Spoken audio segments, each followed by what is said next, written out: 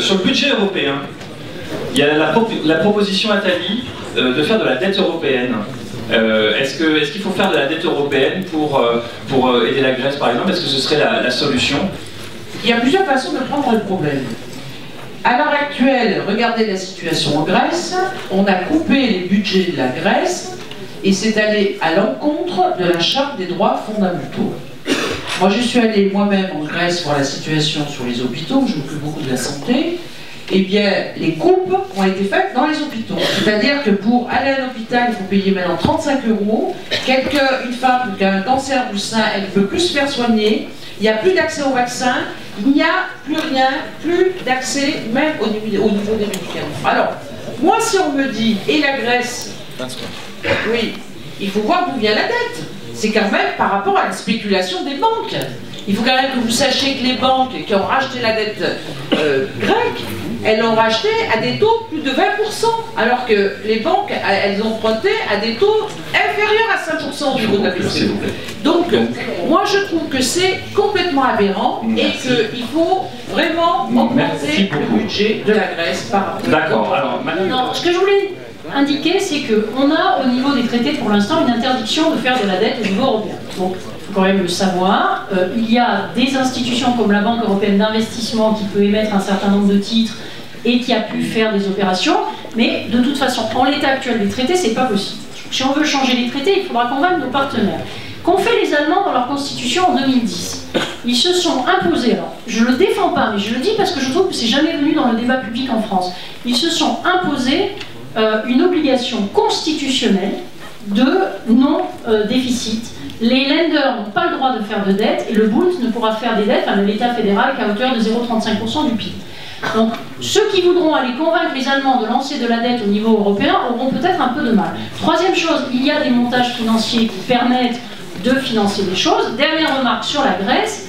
La Grèce était gérée par des personnalités politiques nationales qui ont conduit le pays à la ruine. Ce pays avait une augmentation... Non mais juste un truc.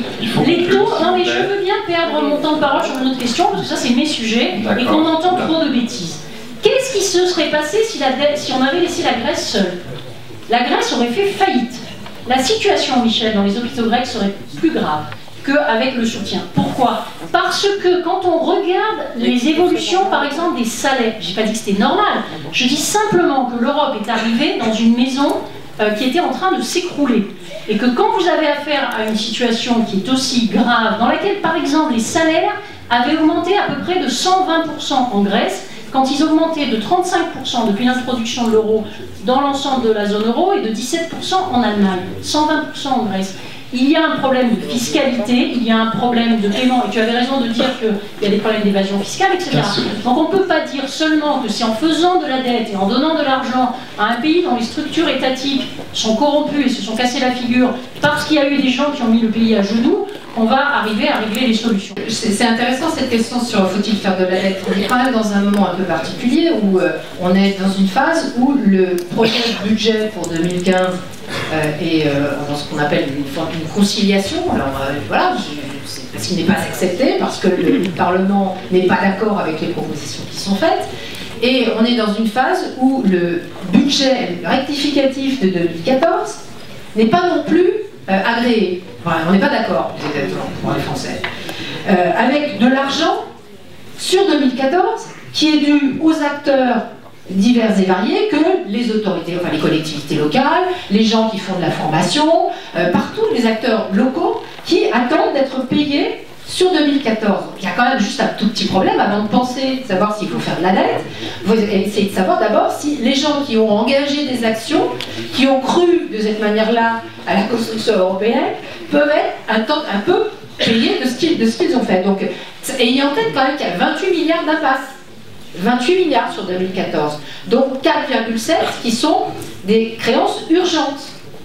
Et que dans le même temps, il y a 5 milliards d'amendes qui ont été collectées et que la Commission utiliserait volonté pour payer ces factures urgentes, mais que les États membres ne veulent pas laisser utiliser.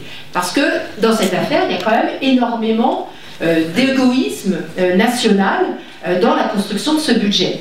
Et l'égoïsme national, d'une certaine manière, oui, on peut comprendre, puisque le budget il est construit ultra majoritairement majoritairement à partir des contributions nationales. Donc moi je crois qu'il faut qu'on revoie, qu'on continue de travailler sur cette question des ressources propres, sur la question de la taxe sur les transactions financières. Je sais que c'est plutôt pas très bien parlé sur cette fin d'année parce que l'Italie a lâché l'affaire et attend encore une prochaine présidence tournante pour essayer de remettre un peu cet ouvrage sur le métier.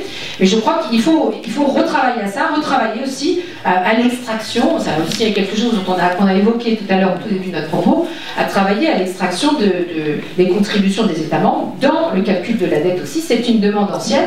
Donc la question du budget n'est pas assez important et il ne permet pas de boucler les priorités existantes et nouvelles de l'Union.